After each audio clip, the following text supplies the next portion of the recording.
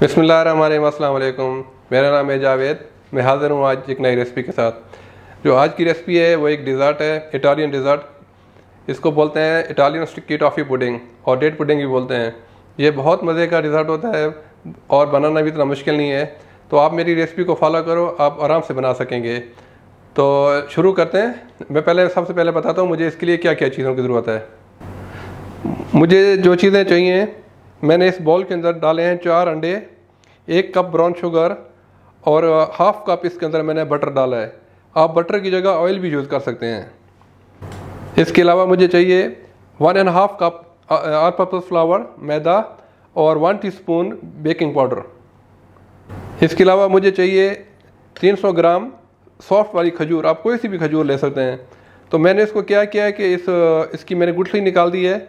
इसके अंदर मैंने 1 कप पानी डाला है और 1 टीस्पून बेकिंग सोडा डाला है, बाइकार्बोनेट, और इसको मैंने पका लिया है ताकि अच्छी तरह सॉफ्ट हो जाए और ठंडी हो जाए। तो इस तरह की बन जाएगी।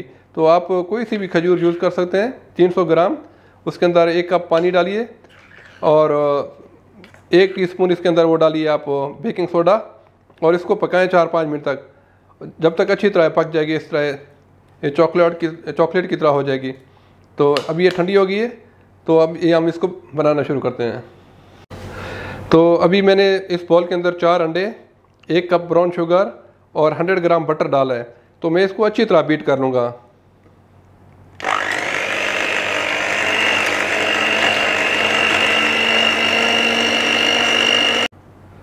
हमारा बटर, अंडे और ब्राउन शुगर अच्छी तरह बीट हो गई है। तो अभी मैं इसमें शामिल करूँगा ये जो मैंने खजूर को पका के रखा था। ये अच्छी तरह ठंडा हो गया है। ये ख्याल रखें कि गर्म नहीं होनी चाहिए खजूर, इसको आपने ठंडा कर लेना है रूम टेम्परेचर के ऊपर। इसको करने के बाद इसको मैं फिर 2-3 मिनट के लिए अच्छी तरह इसको बीट करूँगा।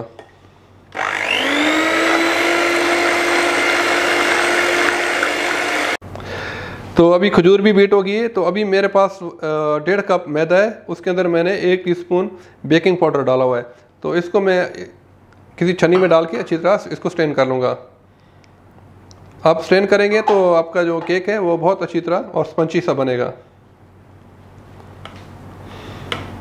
तो अभी मैदा मैंने डाल दिया है, इसको फिर 2-3 मिनट के लिए अच्छी तरह मिक्स कर लेंगे। तो सब कुछ मैंने अच्छी तरह बीट कर लिया, एक अच्छा सा मिक्सचर बन गया। तो मेरे पास ये 8x10 का पैन है।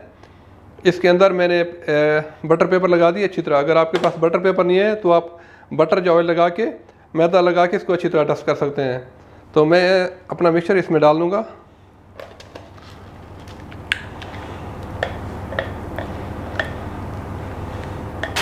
तो ओवन मेरा हॉट है। तो ओवन मेरा गर्म हो चुका है। मैंने इसको 180 पे प्रीहीट किया हुआ है। तो मैं इस केक को अंदर डाल दूँगा और ये इसको तकरीबन 25 से 30 मिनट लगेंगे पकने के लिए। तो जब तक ये केक पकता है तो हम इसका कैरेमल तैयार कर लेते हैं।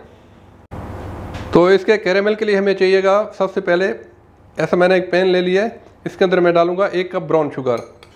अगर आपके पास ब्राउन शुगर नहीं है तो आप वाइट शुगर भी यूज़ कर सकते हैं।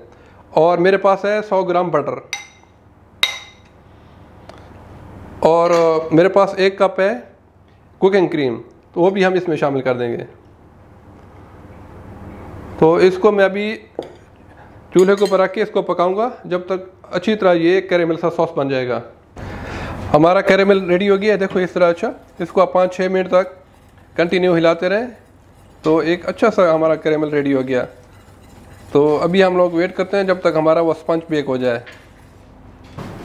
तो हमारा डेट पुडिंग रेडी है। देखें कितना अच्छा स्पंजी सा बना है। इसके ऊपर मैंने थोड़ा सा कैरेमल सॉस भी डाल दिया है, और मेरे पास ये हेज़लनट है। ये ऑप्शनल है, अगर आप चाहें तो इसके ऊपर डाल सकते हैं। और ये मैंने 1 पीस इस तरह काटा हुआ है, इसके ऊपर मैंने सॉस भी डाला है। आप इसको व्हिपिंग क्रीम या आइसक्रीम के साथ पेश कर सकते हैं।